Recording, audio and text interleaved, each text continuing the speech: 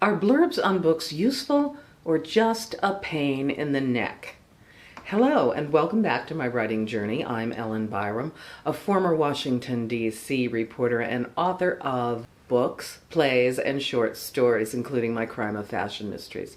Like you, I'm working to finish another book right now, the sequel to my Art Deco mystery, Crook Tales for Two.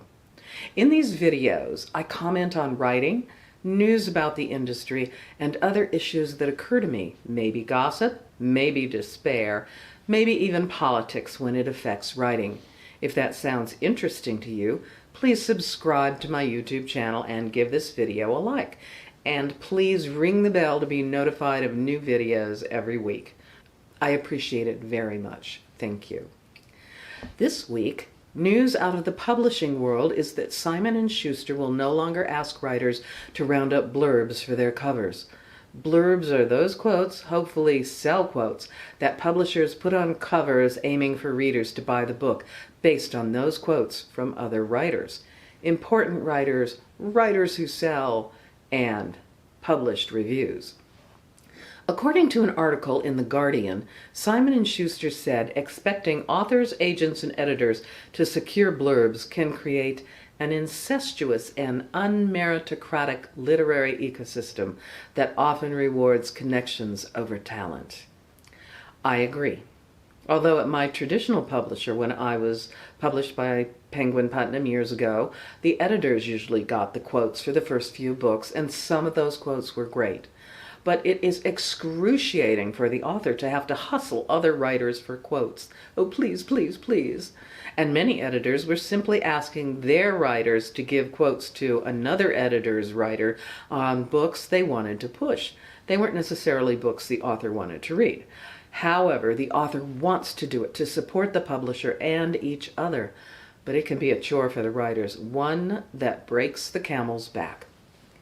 It got to the point that I was asked to do lots of blurbs for books, but then I discovered that books I thought were really not the best were published under the Penguin Putnam copyright and not an author. These books were works for hire. If the publisher can't let the writer have the copyright, I'm not interested in simply supporting the industrial publishing complex and lesser quality books from writers who are writing as fast as they can in hopes of securing a different kind of contract. In those cases, the publisher simply wants to push product and assumes you, the reader, or the writer has no discretion. However, when I am interested in a book, I'll read the front page before buying it. If the opening was bad, poorly written, or simply uninteresting, I would check the copyright page. And I found many times it was inevitably copyrighted by Penguin and not an author. I don't know if this is still the case. I still don't approve. I was among the first writers to incorporate fashion and fashion clues into my mysteries. Sometimes I was asked to give blurbs for new books that were extremely similar to mine. The characters were too familiar, the concept too close. They felt like knockoffs of my own books, and it's weird to be asked to blurb those. Sometimes requests for blurbs came from the writers as well as the editors, and it can be very awkward to say no.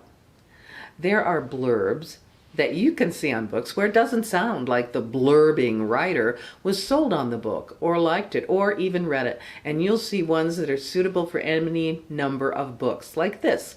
Quote, "If this is the kind of book you like, you'll like this book."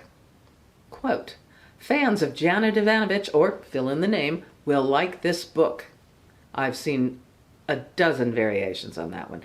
Or, quote, "Written in the style of Shirley Jackson." I have seen a lot of stories, and nobody really captures the strange, exotic yet eerily familiar flavor of Ms. Jackson.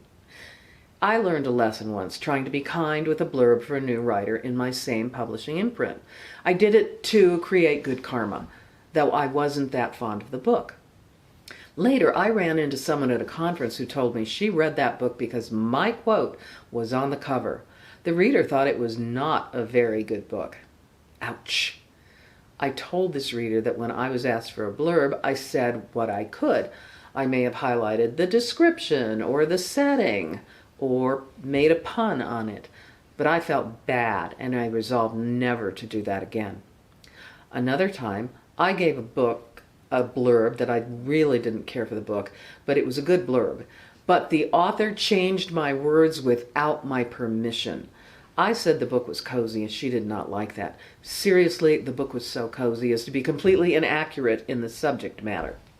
I was a reporter, so don't fool me with that kind of book.